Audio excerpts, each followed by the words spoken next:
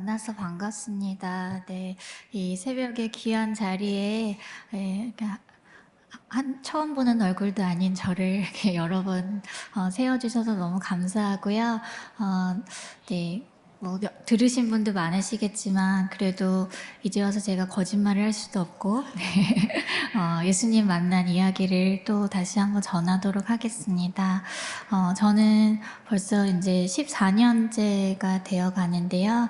2000년에 제가 대학교 4학년일 때 사고를 만나게 되었어요. 아주 평범한 학생이었고요. 학교에서 집으로 돌아가던 길에 저희 집이 좀 멀어서 오빠 차를 타고 같이 집으로 가곤 했었어요. 사고를 만나던 그날도 늘 다니던 길로 갔던 시간에 가고 있었는데요. 신호등이 바뀌어서 잠깐 차를 세우고 기다리고 있던 동안 뒤에서 음주운전을 하신 분이 작은 사고를 내고 도망을 가시면서 아주 빠른 속력으로 달리셨던 거예요. 그래서 신호 대기선 제일 뒤에 서 있던 저희 차를 와서 아주 세게 들이받게 되면서 저희 차가 7중 추돌 사고 안으로 들어가게 되었어요. 여기저기 튕겨지다가 불이 나기 시작한 것 같고요. 저는 사고가 나면서 정신을 잃었는데 오빠가 먼저 정신을 차려서 저를 꺼냈을 때는 이미 제 상반신에 불이 붙어 있었다고 그래요. 그래서 오빠가 제 티셔츠를 벗어서 불을 끄고 사람들이 차 폭발할 것 같다고 빨리 멀리 나오라는 소리를 듣고 오빠가 저를 안고 나오는데 차가 폭발을 하고요. 네. 살면서 한 번도 생각하지 않았던 일이 이렇게 예고 없이 왔어요. 근데 저는 사고를 만났다라고 말해요. 음주운전 사고의 피해자로 살고 싶지 않았고요. 그리고 하나님께서 또 그렇게 살지 않도록 만들어 주셨어요. 길을 가다가 모르는 사람과 어깨를 부딪힌 일과 같은 일이라고 생각해요. 물론 반갑지 않은 만남이었지만 하나님께서 이 반갑지 않은 만남마저도 얼마나 아름답게 이 일을 선하게 만들어 가시는지 제 삶 가운데 보여지고 계시는 것 같아요. 저는 병원 응급실로 옮겨졌고요. 병원에서는 이제 제가 가망이 없다고 곧 갈 것 같다고 오빠한테 작별 인사 빨리 하라고 그랬었대요. 그래서 오빠가 잘 가라고 저에게 좋은 동생이었다고 인사했었는데요. 네, 아직 안 가고 이렇게 잘 네, 버티고 있습니다. 네, 저는 전신에 55% 3도 화상을 입었고요. 몸의 반 이상의 피부가 불에 타서 없어졌다는 뜻이에요. 피부 대신 붕대를 감고 중환자실에 산소호흡기도 끼우고요. 또 폐해천 유독가스 빼는 그 튜브도 옆구리에 꽂고 그렇게 중환자실에 들어갔어요. 처음 일주일 동안은 가망이 정말 없는 환자여서 간호사실 메인 앞자리에 가장 위급한 환자가 누워있던 자리에 있었고요. 참 부끄럽지만 의식이 오고 가고 이렇게 정신이 없던 사이에서도 생각이 돌아올 때마다 그냥 제게 일어난 이 엄청난 일이 그냥 저한테 그냥 이렇게 느껴졌었던 것 같아요. 그래서 정신이 들 때마다 하나님 나를 데려가 달라고 이렇게 어리석은 기도를 하곤 했었는데 하나님께서 그 기도에 응답해 주지 않으시고요. 그 시간에 저를 위해서 참 많이 기도해 주셨던 저희 교회의 중보기도를 하나님께서 응답해 주셨어요. 그래서 일주일 만에 산소호흡기를 떼게 되고 이렇게 정말 죽음에서 삶으로 옮겨지게 되었는데요.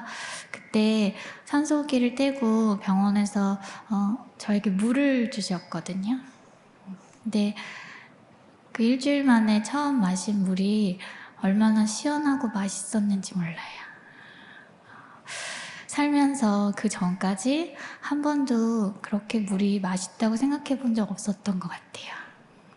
제가 그 물을 마신 이후에 지나왔던 시간들은 정말 상상할 수도 없는 그런 고통의 시간들이 저를 기다리고 있었지만 저는 그때마다 그 물맛을 기억했던 것 같아요. 살아있기 때문에 누릴 수 있는 그 시원한 물맛 같은 너무나 사소하고 소소한 일이지만 사실은 엄청난 행복이 있었다는 사실들을 제가 그 시간들을 통해서 이 지나온 시간들을 통해서 배웠던 것 같아요. 네, 사진 하나 볼까요? 제가 병원에 있을 때 찍은 사진이고요. 저렇게 이제 눈, 코, 입만 내놓고 온몸을 붕대로 감고 있었어요. 네, 피부가 없으니까 붕대를 대신해서 감아놨는데 감염을 다 막아주지는 못하거든요. 그래서 아침마다 굉장히 강한 진통제를 이제 저에게 주사하고 이제 소독을 하기 위해서 화상 치료실에 데리고 가고 했었어요.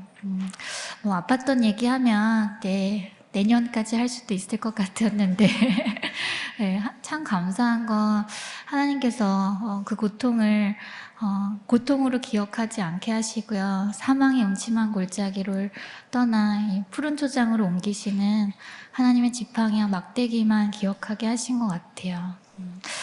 치료받던 중에 한 번은 저렇게 앉혀놓은 적이 있었어요. 그 전까지는 누워만 있으니까 얼마나 다친 건지 화상을 입었다는 게 어떤 건지 전혀 모르고 있었어요. 근데 앉아서 보니까 제 다리에 있는 그 화상 입은 자리가 눈에 들어오는데요. 그 살색이라고 부르던 그 피부가 없더라고요. 그래서 생닭에서 보던 그런 빨갛고 흐느흐느한 살과 이제 노란 지방 덩어리, 뼈의 일부분에 이렇게 드러나 있었어요. 네, 그걸 내려다보는 순간 내가 살지 못하겠구나 하는 생각이 가장 먼저 들었던 것 같아요. 그래서 이제 치료가 끝나고 면회 시간에 이제 엄마가 밥을 먹이러 들어오시는데 속은 괜찮으니까 많이 먹어야 빨리 낫는다고 엄마가 와서 밥을 먹이시는데 제가 밥으로 채워지지 않을 제 상처들을 이제 확인했잖아요. 밥 먹고 싶지 않더라고요. 그래서 엄마한테 엄마 내가 오늘 상처를 받는데 살 수 있는 상황 같지 않다고 그러니까 우리도 마음의 준비를 하는 게 좋겠다고 얘기했어요. 실제로 제가 있었던 그 중환자실에 한 달 동안 16명의 환자분들이 돌아가시는 걸 제가 밤마다 보고 있었거든요. 그래서 사실은 굉장히 현실적인 이야기였는데 저희 엄마가 너 다시는 상처 보지 않겠다고 약속하자 그러시면서 밥을 떠서 제 입에 막 밀어 넣으시면서요. 에스겔 골짜기에 마른 뼈들에게 하나님께서 살을 입히시고 힘줄을 넣으시고 가죽을 덮으시고 생기를 불어넣으셨을 때 그 마른 뼈가 군대가 되게 하셨던 하나님께서 이게 지선이의 살이 되고 가죽이 되게 해달라고 이렇게 기도하시는 거예요.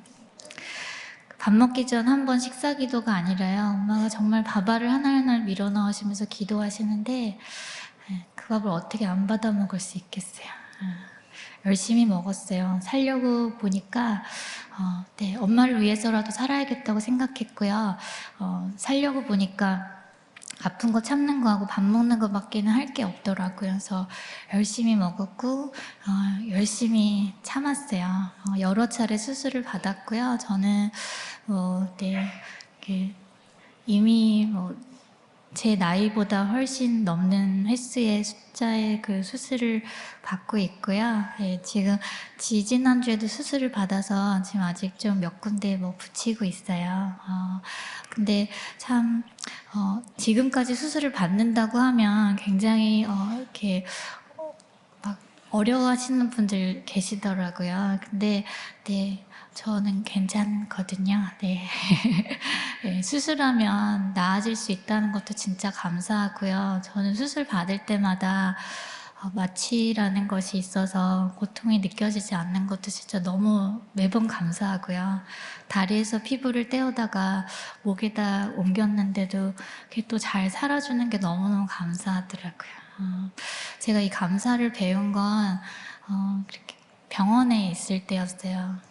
정말 광야에 하나님께서 저를 버리신 것이 아닌가 생각이 들 정도로 그렇게 힘든 시간을 보낼 때 제가 병원에 있을 때 이제 막 그 의료 파업도 있고 그래서 수술을 이렇게 한동안 못 받는 시기가 있었거든요. 눈도 감기지 않고 입도 다물어지지 않는 네, 상상할 수조차 앞으로 갈 수도 뒤로 갈 수도 없는 그런 상황 중에서 저희 엄마가 우리 하루에 한 가지씩 감사할 거리 찾자고 하셨었어요. 네. 눈에 보이는 것들이 다 원망하고 싶고요. 하나님께서 사람들의 말처럼 어쩌면 나를 지금 벌하고 계신 것이 아닌가 막 그런 착각이 들고 있던 그 시절에 저희가 감사를 하기 시작했어요. 다 원망할 것밖에 없어 보였는데요. 감사할 것 찾으니까 또 있더라고요. 짜증나게. 네. 제가 처음으로 걸어서 화장실 가게 된 날, 그날은 그거 감사하고요.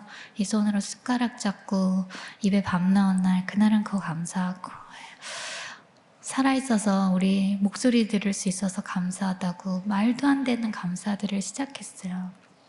근데 그 말도 안 되는 감사를 드리고 있는 제 입술과 제 마음에, 저희 가족들의 마음속에 진통제는 결코 줄 수 없었던 마음의 평안이 찾아오기 시작했어요. 하나님 눈에 보이지 않으시지만 제 감사를 통해서 그 상황마저도 하나님께서 다스리고 계신다는 사실들을 확인할 수 있었고요. 제가 하나님 그 권세 아래 지금 고난 중에 있지만 하나님 권세 아래 제가 있음을, 제가 지켜지고 있음을 깨달을 수 있었던 것 같아요.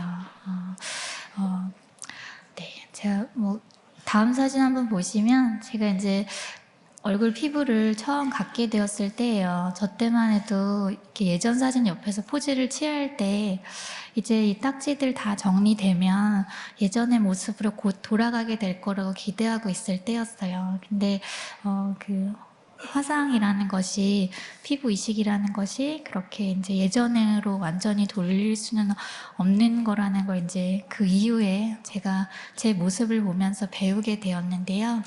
이식한 피부들이 자꾸 조금씩 면적이 좀 줄어들어요. 그러니까 목에 이식한 피부들이 줄어들면서 턱도 내려앉고 나중에는 이제 입을 다물 수 없고 침을 흘리게까지 되는 상황이 되었어요. 이렇게 전혀 기대하지 않았던 모습으로 이렇게 집으로 돌아가게 되었었고요.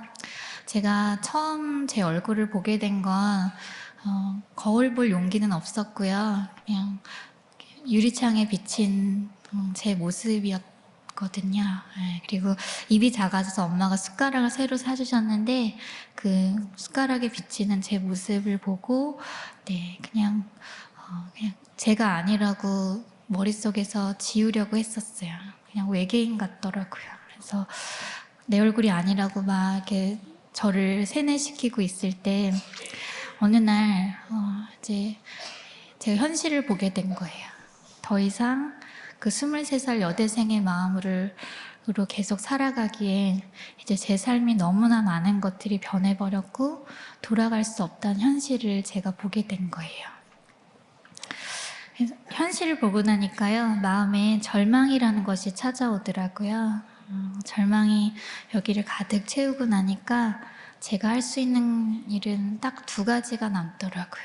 하나는 아파트 옥상을 찾아서 올라가는 거였고요. 또 하나는 하나님을 찾아보는 거였어요. 몇 시간을 고민을 하다가 제가 엄마한테 교회에 가자 그랬어요. 한 번은 따져봐야겠더라고요. 그래서 교회에 가서 불도 못 켜고요. 맨 앞자리에 엎드려서 기도 아닌 기도를 하는 거예요. 하나님 나 어떻게 하실 거냐고, 살려놨으면 대책이 있으실 거 아니냐고. 그렇게 전지전능하시다면서 왜 나한테 아무것도 하시지 않는 거냐고 막 따지고 물었어요. 몇 시간을 물었는데요. 하나님 대답이 없으시더라고요. 왜 종종 그러신 편이시잖아요, 그분이. 그래서 아무 소리도 못 듣고 집에 돌아갔고, 그 다음날 늘 다니던 교회니까 예배에 왔는데요. 제가 함께하던 성가대가 앞에서 멋지게 찬양을 하고 있는데 저는 그 밑에서 남들이 볼까봐 모자를 눌러 쓰고 마스크를 하고요. 흘러내리는 침 때문에 수건을 계속 갈아 끼워가면서 정말로 찢어질 것 같은 살을 안고 쪼그리고 앉아있는데, 사람이 이거보다 더 초라해질 수 있나, 그리고 내가 다시는 성가대 앞에 사람들 앞에 설 수 없는 얼굴이라는 게 이제 제 인생이 너무 뻔해 보이는 거예요. 그러니까 찬양도 부르고 싶지도 않고요. 목사님 설교 귀에 안 들어오더라고요. 그래서 그냥 앉아서 하나님 설마 계획이 있으시지 않았겠냐고, 나한테 이렇게 엄청난 일이 일어났는데 근데 하나님 그 계획을 놔두지 말면 여기서 한 번 더 살아볼 수 있지 않겠냐고, 나도 좀 알려달라고 이렇게 기도하고 있었어요. 예배가 끝나고 저희 목사님이 제가 부르지도 않았는데 제 옆에 오시는 거예요. 이렇게 저를 안아주시면서 기도하시는데 사랑하는 딸아 하고 시작되는 기도였어요. 저를 사랑하신다는 거예요. 저조차도 저를 사랑할 수 없을 것 같은 그런 모습을 하고 있는 저에게 하나님 사랑한다고 고백하시는 거예요. 더 이상 목사님의 기도가 아니었어요. 저를 사랑하신다고 하시는 그 하나님께서 그 시간 목사님 입술 통해서 말씀하고 계셨고, 그 말씀이 제 귀로, 제 마음으로 들어오기 시작했어요. 저를 위로하시면서 두 가지 약속을 하셨어요. 너를 세상 가운데 반드시 다시 세우겠다고. 그리고 병들고 힘들고 약한 자들에게 희망의 메시지가 되게 할 거라고, 말도 안 되는 얘기를 하시는데요. 저는 나는 할 수 없는 일이지만 성경 속에 살아계신다고 말씀하셨던 그분이 진짜로 지금도 살아있다면 그분이라면 하실 수도 있을 것 같은 제 믿음이 생기는 거예요. 어디 한 군데 나아진 데도 없었고요. 네 얼굴이 다 회복될 거야 막 이렇게, 사실은 제가 정말로 듣고 싶었던 약속은 아니었지만 다 끝나버린 것 같은 제 인생에 하나님이 계획이 있으시다는 말이에요. 제가 한 번 더 살아보기로 다짐했어요. 집에 돌아가서 처음으로 이제 거울을 볼 용기가 생기더라고요. 거울 앞에 섰는데 너무 어색하더라고요. 처음 보는 얼굴이니까. 그래서 인사했어요. 이렇게 안녕 이지선, 이렇게 볼 때마다 인사했는데, 여러분도 이미 느끼셨겠지만 이게 자꾸 보면 굉장히 정드는 얼굴이거든요. 이 얼굴이. 네. 몇 주가 지나면서 저는 아주 가까이서 이제 이 얼굴이 내 얼굴이구나, 나는 이렇게 생겼구나, 제가 받아들이기 시작했어요. 하나님의 사랑은 진짜 너무나 커서요, 인정하고 싶지 않았던 제 모습마저 인정하고 안아주고 다시 사랑할 수 있도록 하나님 제 안에 그렇게 역사하시더라고요. 네. 많은 이야기가 있지만 하나님께서 제가 약속하셨던 그 일들을 제 눈으로 확인한 자리가 있었는데요. 다음 사진 보시면 제가 책 내고 처음 사인회를 할 때였어요. 늘 길에 나서면 불쌍하고 동정의 대상이었던 제가 글을 쓰게 되고 그것이 책이 되어 나오고 또 이렇게 TV에 나오면서 어느 순간 사람들이 저를 만나고 싶어서 줄을 서서 기다리시는 저 신기한 장면을 보면서 저도 막 마음에 감격이 되는 거예요. 그러면서 떠오른 이야기가 있었는데요. 제가 병원에 있을 때 의사 선생님께서 저희가 하도 너무 큰 기대를 가지고 있으니까, 예전으로 돌아가는 줄 알고 기대하고 있으니까 의사 선생님이 이제 사람 꼴 안 될 거라고, 세상에 나가서 살 기대하지 말라고 그렇게 참 아픈 말을 아프게 하셨어요. 근데 제가 그 자리에 앉아서요, 그 의사 선생님 말이 딱 떠오르면서 의사 선생님의 말은 진리가 아니라는 사실을 깨달았어요. 네. 시간이 흐르면서 변하고 바뀌는 건 진리가 아니잖아요. 저를 치료해줬던 선생님들 너무나 감사하지만 그분들이 제 인생까지, 제 미래까지 진단하고 결정할 수 있는 건 아니었어요. 제가 제 삶의 주인이라고 고백했던 그 하나님께서요, 제가 절대 절망 가운데 하나님 나 이제 어떡하실 거냐고 물었던 그 질문에 대한 답으로 주셨던 그 약속이요, 너를 세상 가운데 다시 세운다는 그 약속이 이미 이루어져 있더라고요. 진짜 희망을 이야기하는 사람으로 저를 그 자리에 세워주셨더라고요. 그 자리에 앉아서요, 정말 예수님 내 삶의 생명이 되어주시고 사방이 막혀있던 내 삶의 길이 되어주셨고요, 영원히 변치 않는 단 하나의 진리이심을 제가 다시 한번 깨닫고 예수님 찬양할 수밖에 없는 그렇게 삶을 제가 살게 된 것 같아요. 네. 다음 사진 보시면 제가 푸르메 재단이라고요, 우리나라의 재활병원을 짓고자 하는 재단의 홍보대사를 맡고 있어요. 제가 재단 소개를 하려는 것이 아니라 마라톤 뛴 이야기를 하려고 합니다. 벌써 4년 전 얘기가 되었네요. 네. 사람이 뭘 모르면 용감해지는 것 같아요. 저기 재단에서 한번 마라톤 해보자고 그러셨어요. 다 뛰라는 말씀도 없으셨고 그냥 사진 좀 찍자고 마라톤을 시작을 했는데, 그러니까 연습도 거의 안 했죠. 8km 걸어본 게 다였어요. 근데 마라톤 대회 전날 내일 이 코스를 달리게 될 거라면서 버스를 타고 코스를 보여주시는데 이게 42.195km라는 게요. 버스를 타도 먼 길이더라고요. 그래서 이거 나는 못하는 일이구나. 이제 절대 안 되겠다 이제 생각하고 교통카드 제일 먼저 챙겨서 주머니에 넣고 마라톤을 시작을 했어요. 조금 뛰다가 힘들면 이제 지하철 타고 집에 갈 생각으로 시작을 했고요. 뉴욕 마라톤 대회였어요. 전 세계에서 한 4만 명의 마라토너들이 모여서 교회도 안 가고 그렇게 마라톤을 하시더라고요. 그래서 그 신기한 분들을 막 이렇게 구경하면서 마라톤이 시작이 되었어요. 양쪽 길가를 다 막고요. 뉴욕 시민들이 나와서 막 응원을 하면서 거의 뭐 축제 분위기더라고요. 근데 이분들이 계속 뛰라고 박수를 치시는데 마냥 걷기가 너무 민망한 거죠. 그래서 좀 뛰기도 하면서 저에게 최장거리였던 8km 지점을 지나고 하프 지점을 지나고요. 30km 지점까지 가게 되었어요. 저 힘들다고 이 바리케이트 밀치고 나간다는 것 자체가 되게 용기가 필요한 일이더라고요. 그래서 그냥 계속 걸었더니 30km 지점까지 가더라고요. 근데 그쯤 가니까 제 다리가 아닌 거예요. 한 발자국 움직일 때마다 아 하는 소리가 저절로 나오고요.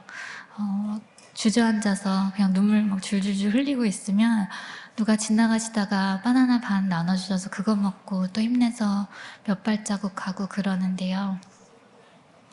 진짜 이상한 게 너무너무 힘이 드는데요. 그만둘 수가 없겠는 거예요. 사람들이 왜 인생이 마라톤 같다고 말했는지 알 것 같았어요. 어디서 그만둬야 할지 모르겠더라고요. 누구 하나 이만하면 됐다고 할 만큼 했다고 그만해도 된다고 말해주는 사람도 없고요. 아직 10몇 킬로는 더 가야 되는데 막 거의 다 왔다고 막 계속 그냥 그 말에 또 속아가면서 그냥 계속 걸었어요. 한 발자국 내디딜 힘 있을 때까지만 걷자 생각으로 계속 걸었고요. 그 마라톤이 뉴욕에는 센트럴파크 안에서 끝이 나는데요.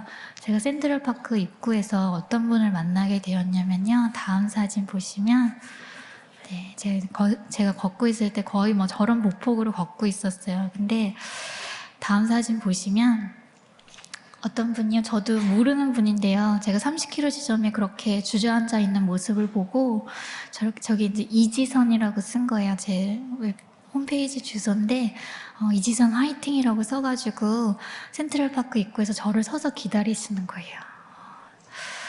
진짜 너무너무 감사하더라고요. 근데 정말 신기한 게요. 제가 저분의 응원을 받고 그 나머지 7km를 걸어가는데요. 제가 제 다리를 내려다보면서 이 다리가 미쳤나 보다 생각할 정도로 다리가 막 쭉쭉 나가는 거예요. 그날 나머지 7km를 걸어가면서 한 사람의 응원이 얼마나 실제적이고 엄청난 에너지를 줄 수 있는지 제가 그날 체험하게 되었어요. 그러면서 나도 누군가에게 인생의 마라톤에서 지쳐있는 누군가에게 힘내라고 화이팅이라고 외쳐주는 사람이 되어야겠다 그렇게 다짐하면서 나머지 7km를 걸어서요. 다음 사진 보시면 들어오기 한 10m 전에 재단 이사님이 태극해 주셔서 마치 계속 뛰어온 것 같은 표정으로 이렇게 네, 7시간 22분의 기록으로 완주했고요. 뭐 거의 꼴찌였어요. 근데 네, 아이고 감사합니다.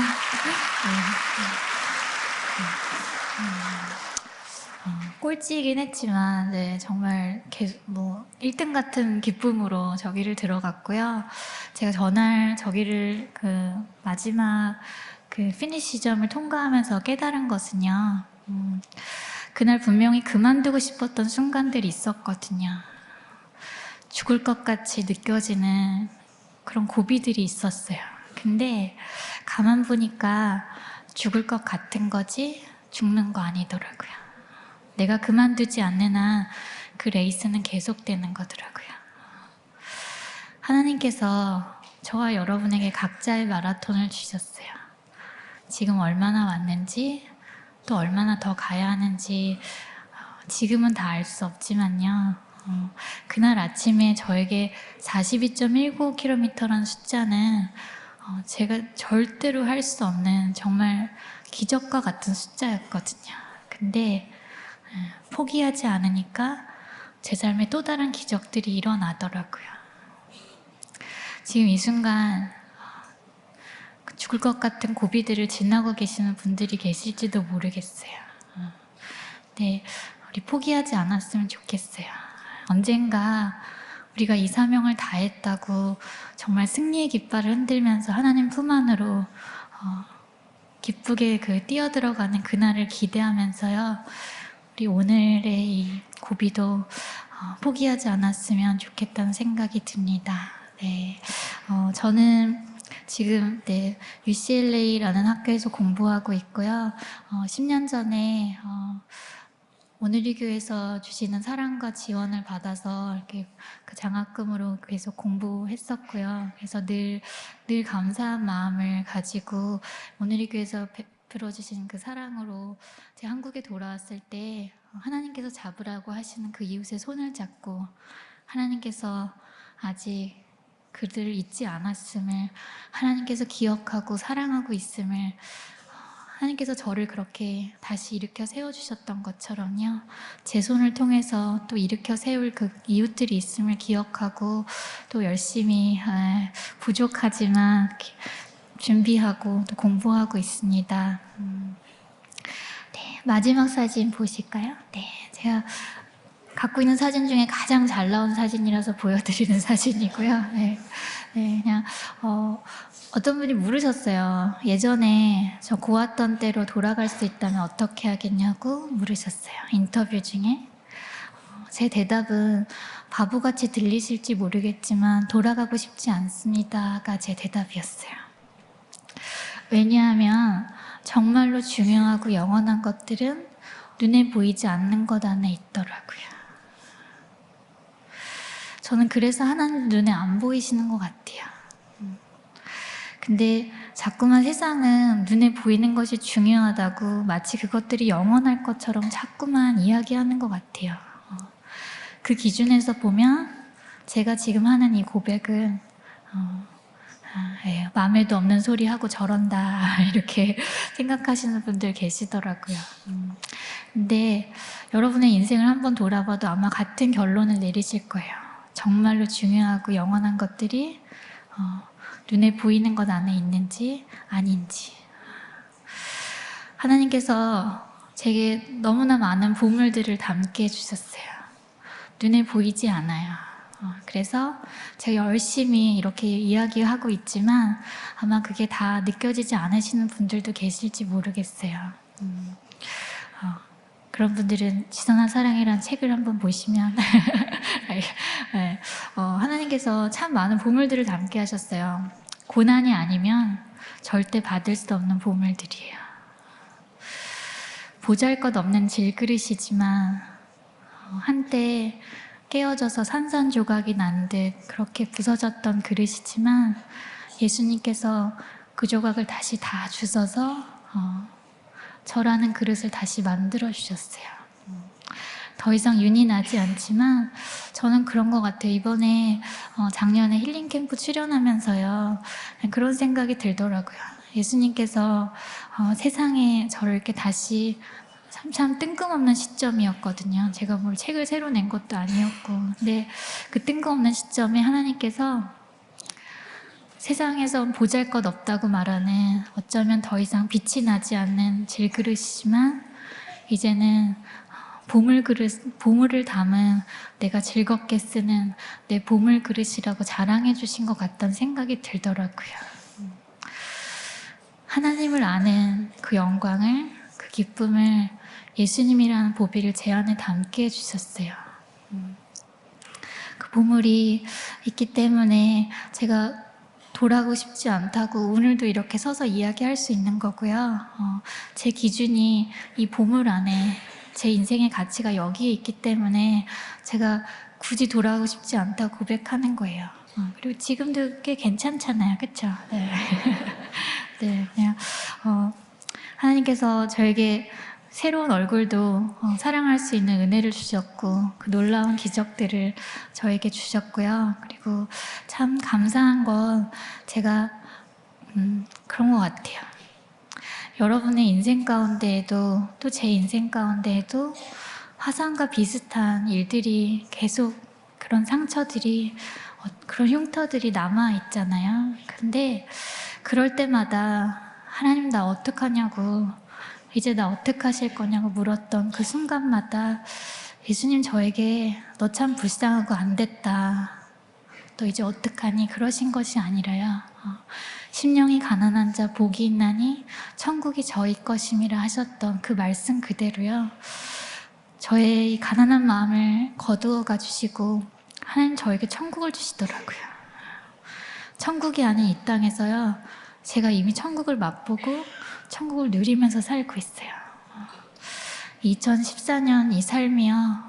우리에게 또다시 주어진 이 마라톤이요. 그 보물들로 정말 천국과 같은 보물들로 빛나는 그런 한 해가 되시기를 저 스스로에게도 말하고 싶고 또 여러분에게도 이야기하고 싶어요. 저에게 희망이 뭐냐고 물으신다면요. 저는 그냥 그게 별거 아니라는 생각이 들어요. 그냥 지금 이 모습, 내 눈앞에 보이는 지금 보잘것없는 내 모습, 어쩌면 주저앉아 있는 것 같기도 하고 좌절하고 낙심하고 기도하지만 또 멈추고 싶으니 연약한 마음까지도요. 그냥 지금 멈추어 서 있는 이 자리가 끝이 아니라는 그냥 그 믿음인 것 같아요. 하나님께서 광야에 길을 내시고 사막에 강을 내신 하나님이라는 여기가 광야고 여기가 사막이야 하고 주저앉아 있는 것이 아니라요. 여기가 끝이 아니기 때문에 내 모습이 지금 모습이 끝이 아니기 때문에 기대하는 그 마음이 저는 희망인 것 같아요. 13년 전에 화상을 입고 그렇게 중환자실에 누워있던 저로서는 상상할 수 없는 오늘을 맞았어요. 하나님은 그런 분이시거든요. 그 하나님을 함께 만나고 매일같이 만나고 그래서 이 광야에도 길을 내신 하나님을 기대하면서 그 희망으로 살았으면 좋겠습니다. 예, 들어주셔서 감사합니다.